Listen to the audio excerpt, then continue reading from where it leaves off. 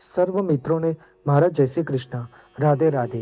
આજે આપણે બાબા રામદેવ પીરના 4 જુગના પાઠનું સંપૂર્ણ વર્ણન, રામદેવ પીરના પાઠનું મહત્વ શું છે, આ પાઠ દરમિયાન શું કરવામાં આવે છે અને નિજ્યા ધર્મ એટલે શું તેના વિશે જાણીશું। બાબા રામદેવ પીરનો પાઠ ભક્તિમય, સમાનતા અને સત્યના ઉપદેશોથી ભરપૂર માનવામાં આવે છે।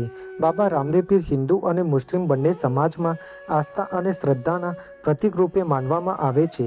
તેમના પાઠ અને વાણીનો મુખ્ય હેતુ માનવતાને સંદેશ આપવાનો છે। બાબા રામદેવ પીરના પાઠનું મહત્વ ભગવાન પ્રત્યે શ્રદ્ધા અને ભક્તિમાં વધારો કરે છે અને મનુષ્યને સત્ય, દયા અને પરોપકારનો સંદેશ આપે છે। આ પાઠથી મનની શાંતિ અને આત્મિક બળ પ્રાપ્ત થાય છે અને સમાજમાં સમાનતા અને ભાઈચારો જળવાઈ રહે છે। બાબા રામદેવ પીરનું સ્મરણ કરવાથી દુઃખ અને સંકટના સમયમાં હિંમત મળે છે। બાબા રામદેવ પીરના પાઠ દરમિયાન રામદેવ પીરની છબી અથવા મૂર્તિ સામે મુખ્ય જ્યોત પ્રગટાવવામાં આવે છે। એ જ્યોત વડે ના ત્યાં સુધી રામદેવ પીરના ભજન, વાણી અને 4 જુગના પાઠ સંબંધિત આરતી કરવામાં આવે છે અને બાબા રામદેવ પીરના પાઠમાં પ્રસાદ રૂપે સુખડી ધરાવવામાં આવે છે। ભક્તજનોને સાથે મળીને ભજન કરે છે।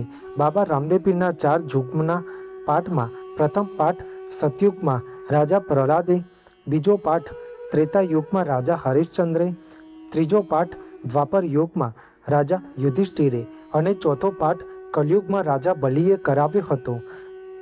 રામદેવ પીરના પાઠમાં કંકુ કેસરના છાંટણાથી સ્વાગત કરવાની પરંપરા રહેલી છે। બાબા રામદેવ પીરની રામસા પીર, રૂણીચાના ધણી, બાબા રામદેવ વગેરે નામોથી ઓળખવામાં આવે છે। સનાતન ધર્મના લોકો તેમને ભગવાન વિષ્ણુનો અવતાર માને છે, જ્યારે મુસ્લિમ ભાઈઓ તેમને રામસા પીર તરીકે પૂજે છે। બાબા રામદેવ પીરને 12 બીજના ધણી અને નકળંગ નેજાવાળા પણ કહેવામાં આવે છે, કારણ કે દર માસની શુક્લ પક્ષની બીજની તિથિને તેમના અવતાર ધારણ કર્યાના દિવસ તરીકે લોક પ્રચલિત માનવામાં આવે છે। બાબા રામદેવ પીર લીલા ઘોડા પર સવાર થઈને હાથમાં ભાલો લઈને ભક્તોના કલ્યાણ માટે હાજરા હજુર પ્રગટ થાય છે। તેમનો જન્મ ભાદરવા સુદ બીજના દિવસે થયો હતો। પોતાના જીવનકાળ દરમિયાન તેમણે અનેક પરચાઓ આપી પોતાની દિવ્યતા સાબિત કરી હતી અને બાબા રામદેવ પીર ભાદરવા સુદ 11ના દિવસે રાજસ્થાનના રામદેવરામાં જીવન સમાધિ લીધી હતી। સમાધિ લેતી વખતે તેમણે વચન આપ્યું હતું કે જ્યાં ગુગળનો ધૂપ થાય, જ્યાં નેજા લહેરાતા હોય, શુક્લ પક્ષની બીજના દિવસે જ્યાં રામાપીરનો પાઠ મંડાયો હશે, ત્યાં મારી અવશ્યપણે હાજરી રહેશે। આ કળિયુગમાં પણ બાબા રામદેવ પીર હાજરા હજુર પરચા આપી ભક્તોને દર્શન આપે છે। નિજ્યા ધર્મનો અર્થ છે કે પોતાની આત્માનું કલ્યાણ અને મોક્ષ પ્રાપ્ત કરવા માટે પરમાત્મામાં લીન થઈ પૂર્ણ શ્રદ્ધા અને વિશ્વાસ સાથે પ્રભુ ભક્તિ કરવી। અષાઢ સુદ બીજના દિવસે યોજાયેલા રામદેવ પીરના પાઠમાં ભગવાન શિવ અને માતા પાર્વતીએ ભક્તોને નિજ્યા ધર્મનો ઉપદેશ આપ્યો હતો।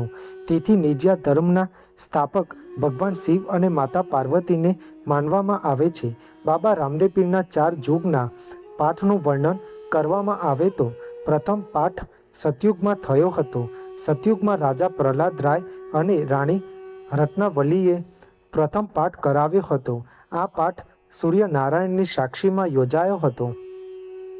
પાઠના ગાદીપતિ ગુરુ આદિત્યનાથ અને કોટવાલ તરીકે ગરુડજી હતા। એ વખતે રાણી રત્નાવલીએ પાઠનું સ્વાગત સોના મોતીથી કર્યું હતું।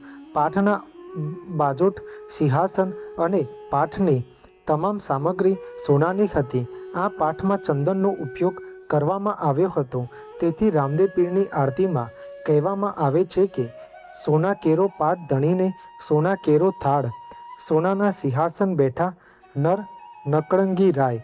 આ પાઠ દ્વારા હાથી રૂપ અભિમાનનું બલિદાન કરવામાં આવ્યું હતું અને 5 કરોડ નર નારીનું કલ્યાણ થયું હતું. બીજો પાઠ ત્રેતા યુગમાં થયો હતો.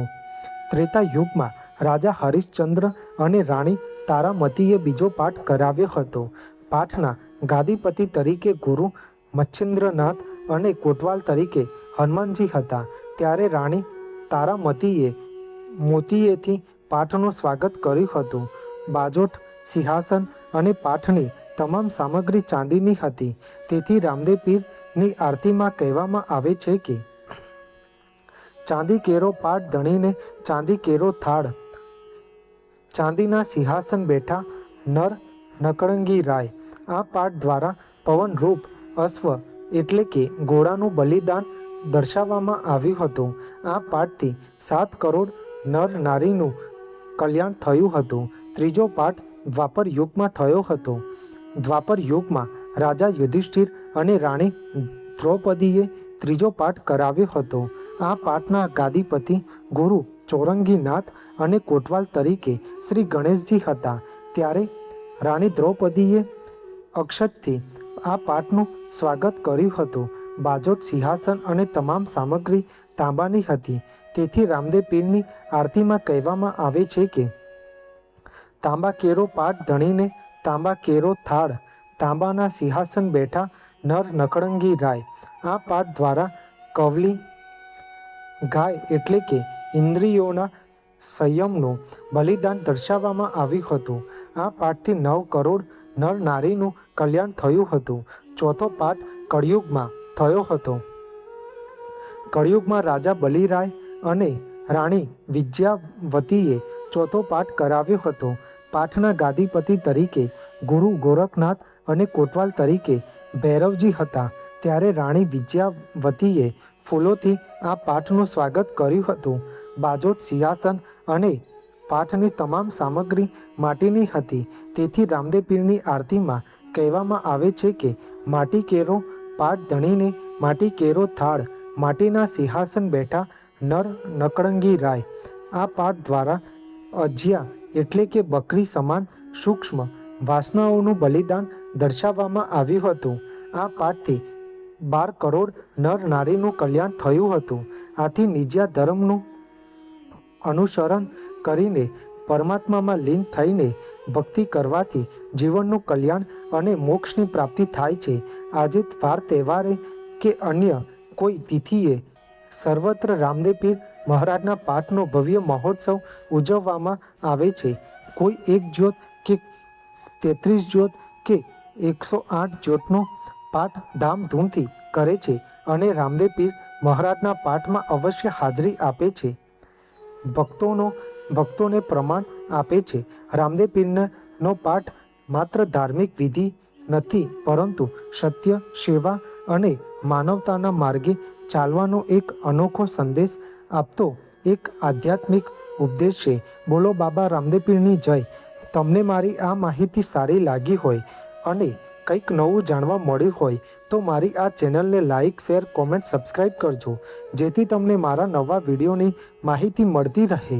સર્વને મારા જય સ્વામિનારાયણ અને હર હર મહાદેવ.